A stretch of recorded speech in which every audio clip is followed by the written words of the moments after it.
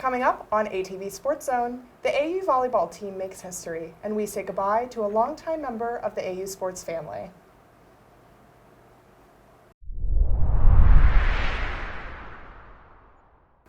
Welcome to ATV SportsZone. I'm Charlotte Becker. And I'm Ryan Lippe. Howard University recently became the first HBCU to have an intercollegiate figure skating team. Several students came together to establish the team in partnership with Diversify Ice, a Maryland-based foundation focused on bringing figure skating to underrepresented communities across the country. According to U.S. Figure Skating, the governing body of the sport, only 2% of fans identify as Black. The sport requires extensive time and financial commitments, which many communities of color do not have resources for. Additionally, many skating rinks have been historically exclusionary towards non-white skaters, explaining the divide in the sport. Diversify Ice strives to bridge this gap with opportunities and scholarships for mentors to casual and competitive skaters alike. Howard University has a multitude of both men and women's sports, and although not partnered with Howard Athletics directly, they can now proudly state that they are the only HBCU to feature a figure skating team. Their first competition is scheduled for February 2024, where they will be facing off against the University of Delaware. For more information, visit HU_ice skating on Instagram.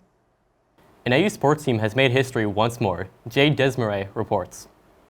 On October 21st, Zenep Uzen cemented her name in AU volleyball history. She became the fourth AU volleyball player to reach both 1,000 career kills and 1,000 career digs. Kill is when you score off of an attack. So an attack is usually a jump overhead swing to try to score a point. So that's considered a kill. And then a dig is when somebody on the other side attacks and you play that ball up. So you prevent the ball from hitting the ground when the opponent attacks the ball. So that is called a dig. Alexandra Kazala, who was the third player at AU to reach both 1,000 kills and 1,000 digs, did so in 2018. Zenep got her 1,000th kill in September 2022 and her 1,000th dig on October 21st, 2023. I was expecting the 1,000 kills, but I wasn't expecting 1,000 digs because I'm not the greatest defensive player on the court. But yeah, I was happy. I was excited for it. Uzen has been playing on the AU volleyball team since she was a freshman. Now she is a graduate student.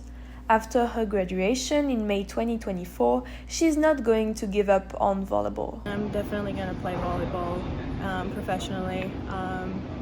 Somewhere in Europe, I don't know yet. Maybe like here, maybe I stay here and like try to professional league here. But yeah, we'll see. I'm Jade Desmaret for ATV SportsZone. The Champions League has returned for the 2023-24 season. The Telegraph has picked Manchester City to repeat as European champions after they completed a historic feat last season, winning both the Premier League and the Champions League. Manchester City is always a threat, with Norwegian striker Erling Haaland leading the team. Real Madrid is expected to make some noise in the competition, having added star English forward Jude Bellingham to their squad. 3 games in, and the biggest disappointment has been Manchester United, who are last place in their group. Making their long-awaited return, Arsenal is back in the Champions League after a 7-year hiatus. Now under manager Mikel Arteta, they are expected to move on to the next round. We are in the group stages of the competition, so anything can happen. Coming up next, we sat down with AU's field hockey coach. Stay tuned for more after the break. Hey, I'm worried about your parents. We need to show them how to spot phishing emails. Agreed, the scammers are out of control. Plus, help them add multi-factor authentication. Yes, we use MFA at work, and it's great.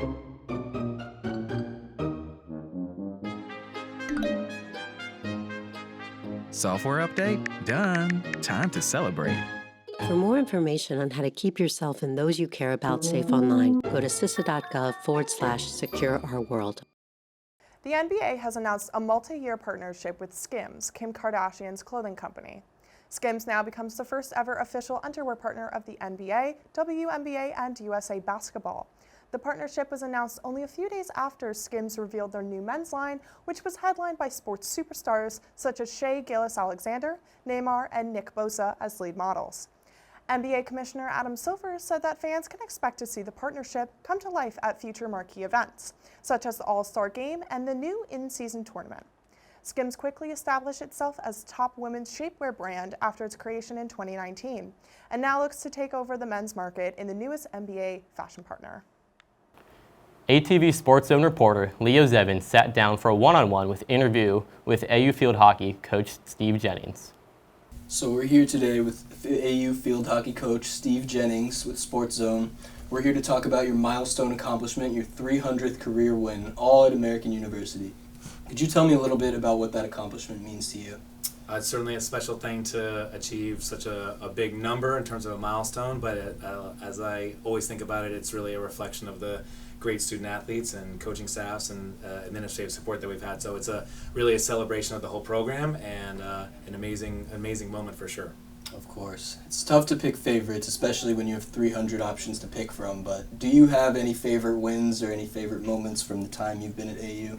Yeah, I think defeating Penn State when they were the Big Ten champs in the NCAA tournament to go to the Elite Eight, defeating Iowa when they were also Big Ten champs to go to the Elite Eight. Those were two real standout moments. But anytime we've won a Patriot League championship, it's been really extraordinary. So there's a lot to pick from, some top 10 wins in there as well. So a lot to reflect on. What's a time that you've faced adversity as the coach of the AU Field Hockey team? I think you face it all the time. You're dealing with tremendous people who are trying to be great in the classroom, great in life and on the field, and so you have a lot of challenges there. I think something that obviously stands out for all of us recently is going through the pandemic. That was a very tough time to try to keep the team together, keep them motivated, keep them hopeful, and it was an extraordinarily tough period for everybody. But we're really fortunate with the character of the team. We were able to come through that, and now we're in a great place again. Thanks, Coach. So what's next for AU Field Hockey? Well, we just won our Patriot League championship for the 13th time, and we now advance to the NCAA tournament to the round of 16, where we get to play against number 3 Duke. So we're excited to head off to Durham tomorrow. And tune into that game on Friday, and we'll see you next time on SportsZone. Thank you for your time, Coach. Thank you. The 2023 Rugby World Cup took place in France from September 8th to October 28th. The United States, along with Canada, did not qualify for the competition. Thus, the 2023 games were the first World Rugby Cup without a North American team. I think that there's a group of people that are, and obviously it's not one of the main followed sports, but I think, I mean, I watched it with some of my friends who didn't necessarily understand the game or follow it as much, and I think there was a consistent appreciation for it, even if they didn't necessarily understand it fully or follow it. According to the New York Times, the favorite teams were South Africa, New Zealand, France, and Ireland, the Six Nations Grand Slam champions, and the world's #1 ranked team. Both France and Ireland were defeated in quarterfinals, and the defending champion South Africa retained their title by defeating New Zealand in the final. In doing so, they became the first team to win the tournament 4 times. I expected them to be competitive. I don't think I expected them to be that competitive. I think I expected Ireland to make it past the quarterfinals for the first time ever, and that didn't go through. I think a lot of us expected France to at least make it to the final, and of course that sadly didn't happen. Here are some memorable moments from this event. Fiji defeated Australia for the first time in 69 years. French captain Antoine Dupont fractured his face after a dangerous tackle from a Namibian player, and Portugal got its first ever victory in the tournament. Rugby fans now have to wait until 2025 for the Women's Rugby World Cup scheduled in England. The next Men's Rugby World Cup will take place in Australia in 2027. We will be back shortly after this break. Think buying fake products is harmless? Think again.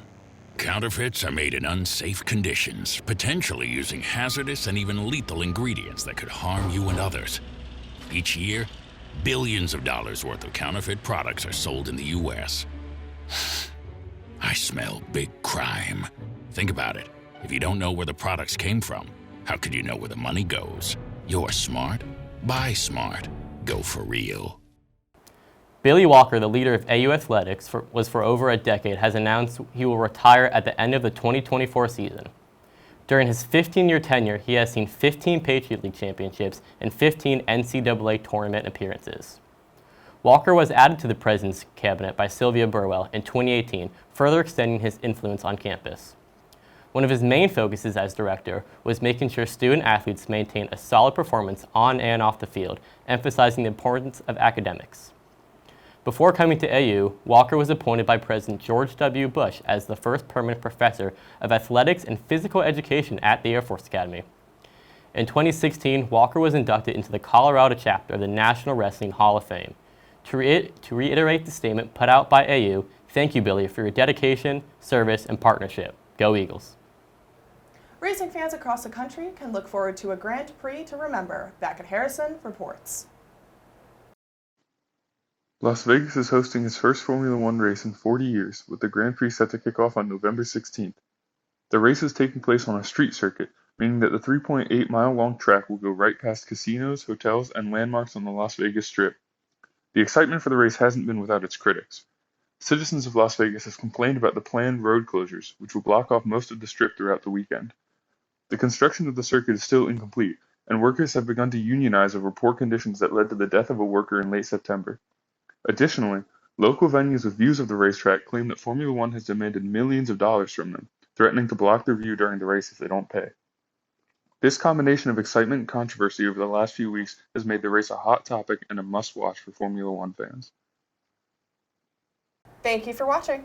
Be sure to tune in to our next broadcast for our holiday special. Check out our Instagram at AUATV for more information.